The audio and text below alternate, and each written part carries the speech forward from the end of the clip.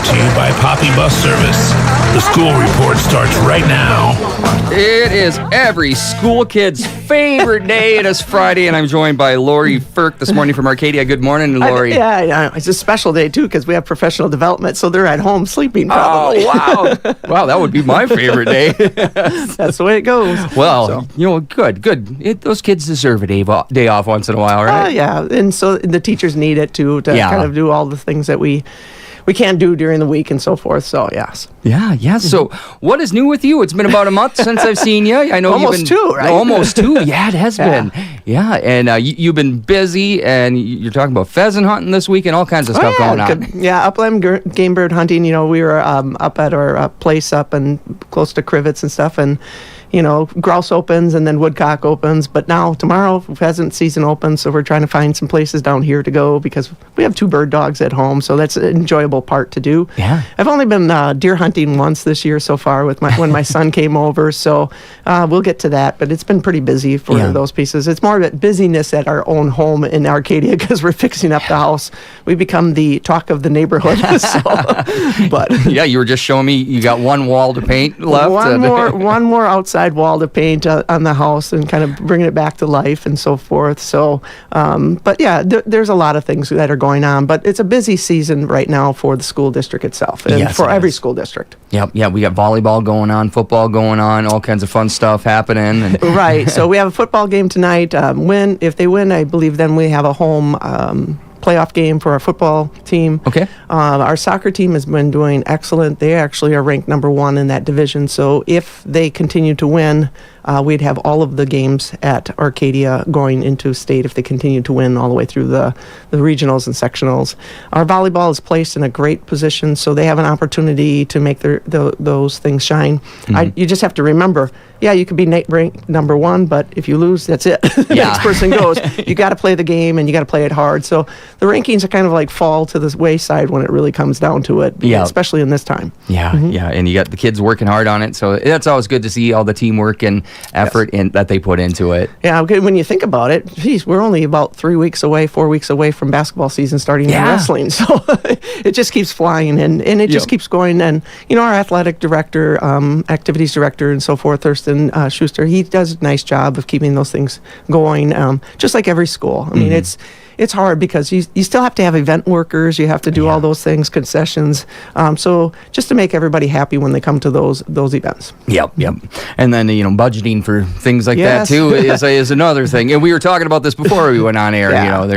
This is the time of year where all the superintendents either get yelled at or get congratulated on basically on Tuesday was October 15th, if I'm not mistaken. So that our state aid, our levy commitment came. It's a little bit concerning for us, but we still have to watch what we're doing. I knew coming into this year, as we approached the year, that we were down in enrollment. This is the first year we've been down in enrollment for a while. Okay. So we've actually are at a negative enrollment of 45 students this year. So that has an impact because and your enrollment comes as a 3-year average. So depending on what those 3 years are, that's what it has. And this one's dipped quite a bit. So our levy is there, but the state budget itself, that extra $325 is on the taxpayers this year. That's what happened for the biennial budget. They didn't want to raise the levy, the amount for state aid budget package. So the assembly and the state assembly and so forth the Senate decided that this is what it was. That's that 400-year veto.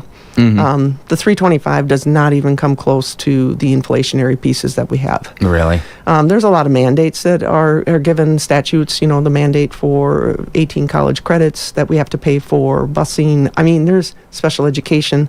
We're happy that the special education aid has increased to the 42%, and then the 45% in the second year of that annual budget. But last year we transferred $1.8 million from our general fund to cover our special education fund. Okay. This year, we're not expecting 42% because this year we didn't get the 36% we're supposed to. We got 30. Okay. Because even in the state budget, they didn't make it what they call sum sufficient. Sum sufficient would be if everybody got all the money they needed. It's just a fund, and when the funds run. So an example of that would have been our college credits. There were more college credits across the state. So what I asked for in reimbursement from the state, which is very small, that 25% dropped down to basically 10%. Oof. So that's all we get back from that. Yeah. But we're doing, we're really thinking forward in Arcadia. We were able to control the budget last year. We talked about that. We're very happy at the end that we actually didn't go into the negatives, that we actually had a fund balance in retrospect. However, that does now have a consequence, not this current year, the 25-26, it does have a consequence on the 26-27. Okay. Those parts, So that's where they'll see the tax increase. that's where the possibility of the tax increase. I'm hoping that the tax increase is not as large as I'm forecasting within our budget forecast model. Right now, what we're looking at, if I don't do certain purchases or spending purchases and so forth, then that increase could be $1.50 to $2 per thousand. That's a large increase for individuals within our community. Yeah. They don't deserve that. Yeah. But we also have to be thoughtful about staff members and what we have. If we are in a decreasing enrollment, we have to be mindful of what that looks like, and I'll be working with administration to do those pieces of the puzzle. Yeah, so many pieces of the puzzle that have to fit together just right, and I do not envy you for the work you have to do down there trying to put all those pieces together. Yeah. and it's interesting because we have to go forward with emerging technology. We have to, and in technology, a Chromebook is not any cheaper than what it was. Yeah. We don't get them any cheaper, even though we're buying in contrast, you buy one for home, right? You look at $400 to $500 for your one computer at home. Remind yourself, we're buying 100 at a time. Yeah. So they're still 400, 500 at 100 at a time. So you were looking anywhere from 40 to 50,000. But we have to do that every 4 years. We have to flow and move our technology forward to keep up, so that our students and our community those students, when they graduate, that they have all the capabilities and the skills that they need necessary for their careers. Yeah, and like you said, to keep up, Mike Bigley's talked about this too. It's like we need to jump past, where we are already, and then past, like China and other places are way ahead of us in the technological aspect of things too. Yeah, if you think about it, when people do talk to me, they're like, "Well, school is not like when I was in." No, it isn't. And it shouldn't be. It is far further than when I was in school, too. Yeah. Let's be honest. When I was in school, and I'm going to tell you, I was in the school in the 80s. I graduated in the 80s, right? I didn't even have a calculator for my calc class. Yeah. I had to go back in the textbook to look at the cosine, sine, tangent tables, use that term. Then I had a calculator, but that calculator didn't have any trig functions on it. Yep. We were so thrilled when finally you got a TI 94 calculator that had trig functions. You're like, yeah, right? We're way past that now. Yes. And in that short time, and I'm going to say it's a short time for me, but that is a short time in lifehood that big jump has happened. Yeah. Now, the problem we have, though, is we cannot replace the teacher with that. No. We found that out with the virtual. When you don't have that human connection and that human touch. But it allows us then to have that teacher differentiate within that classroom to expand and help every level of student that's there. Even our advanced learners, we can move them faster and through those pieces. What does that mean? That means that we're going to have to start looking at how does high school look? And are there more opportunities for us to have youth apprenticeships and different things? And it may be an option that students have to graduate a little bit early. We wouldn't want to do that. Yep. I had an instance in my last district itself where I had a 16-year-old. He jumped three grades all the way. I mean, his IQ was 148. I mean, that's just what it was. Yeah.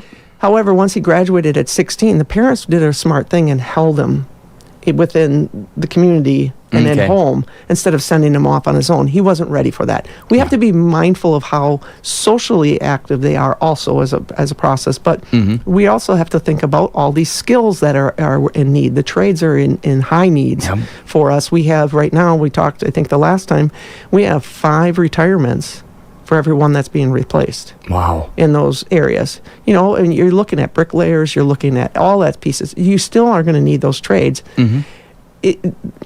the technology is increasing and becoming better, but that need is still there. Yes. And trust me, you're still going to need someone to look over what a computer program comes in. Yeah. So that's going to be the challenge. And having the community members ready for those changes and be open to what those changes look like, that's what we have to go for. Yeah, exactly. Because like you said, it has changed so much, When you were having to do it on paper, I had one of those trig calculators when I was in school. Right. Then when my kids came into school, it was the Chromebooks. Like when they were really young, and it's just expanded from there into AI. And you were talking a little bit about having these kids.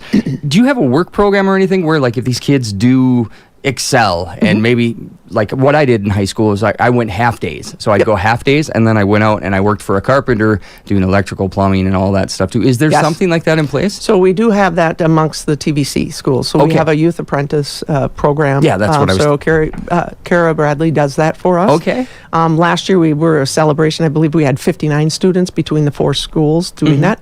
We'd like to expand that, but they also have to have those basic skills to be able to do those pieces. Yes. We also have to have the companies and community people ready for that overall. Oh, yeah. Yep. And they're opening up more and more. I just look at right now, I've been really focused on hopefully expanding some of our tech area pieces. When I entered in, I was shocked that our automotive center was actually working with a tool chest of broken. There was not a single screwdriver that didn't have a broken handle on it. And I'm like, where are we at? Because it's been that way. If you do listen, if you do listen to Mike Rowe and so forth, you've known this is happening, and we've been knowing that happened. So we were lucky enough to get a grant, and then we had a matching grant. We have to have a matching grant to it. So we ended up with a $25,000 grant. Oh, wow. And then you have to match, which means matching is half of it. Yeah. Right? So we ended up with those dollars, that $37,000, that we expanded. And now we have 3 full tool boxes with the tools that we necessarily need for the automotive shop. And we're trying to expand that.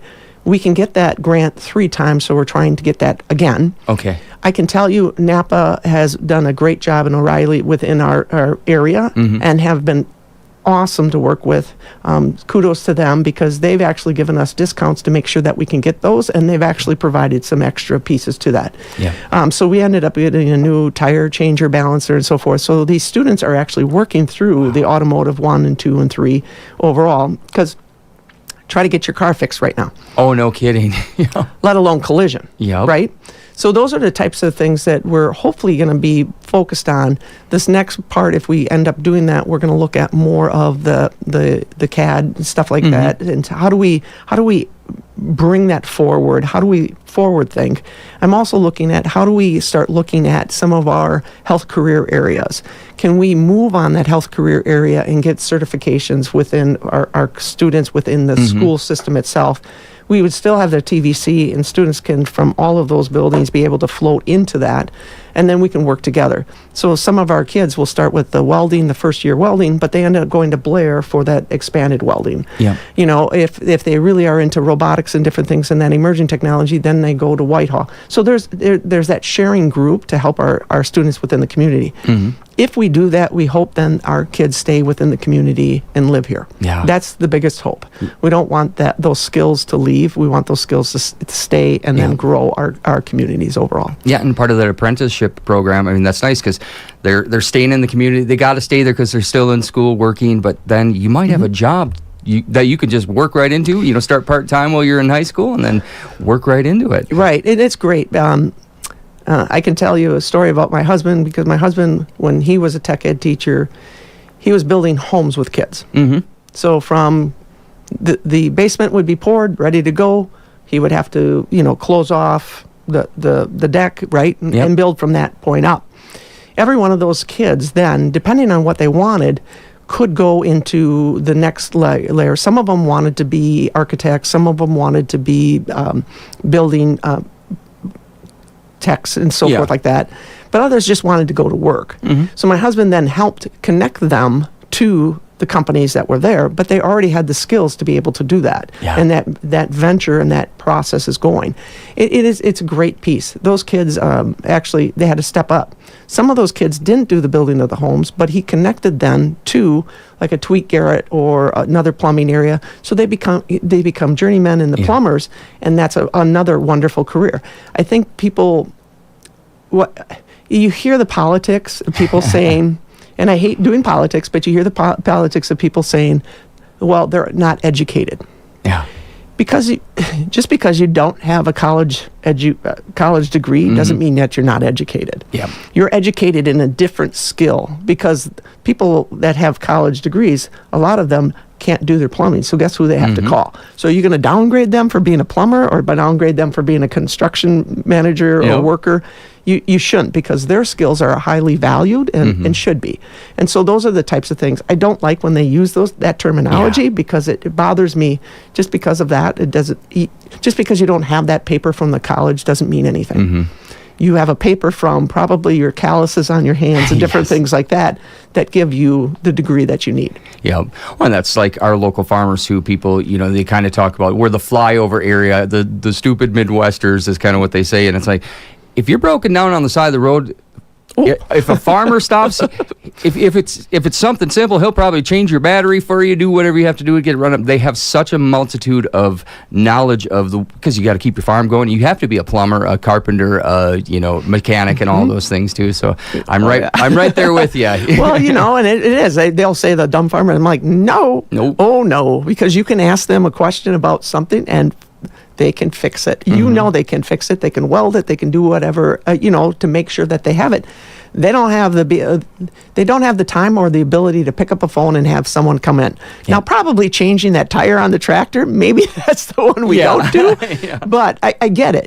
Those are the types of things that I think we have to have a different mentality in how we look at things and how we look at education. Yep, that is so great. So, well, I think we've almost run out of time. Is there anything else you want to talk about before we go? Yeah, for next week, at least for our Arcadia community, I will have a community meeting on October 22nd, which is Wednesday.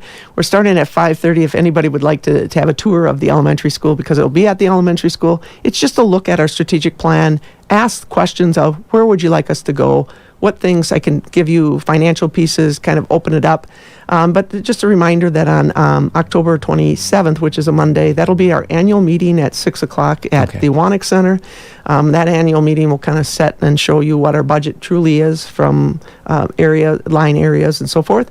And then we'll have our regular meeting on right after that. So those are important pieces. I just want people to be more understanding of what we have and where we're going within the district, because it's important, because the school is the heartbeat, like I said before, is the heartbeat of the community. Without that school, I don't know what that community is. And you've seen that around. Yes. People do not like to consolidate and join. I understand that. But we have a heartbeat there, and we'd like to make that heartbeat even faster, and just show proudly what we have and what our kids can do, because our kids are awesome. Everyone that I've met and worked with, and that has just been spectacular, and I'm just happy to be in Arcadia. Yeah, that's so great. Well, Lori, thank you so much for being here today. We've been talking with Lori Frerk from Arcadia School District. We got more music in store for you, so let's get back into it right after this. Farming has no set hours, no weekends off. The work can feel endless, but wrapping up that last acre makes it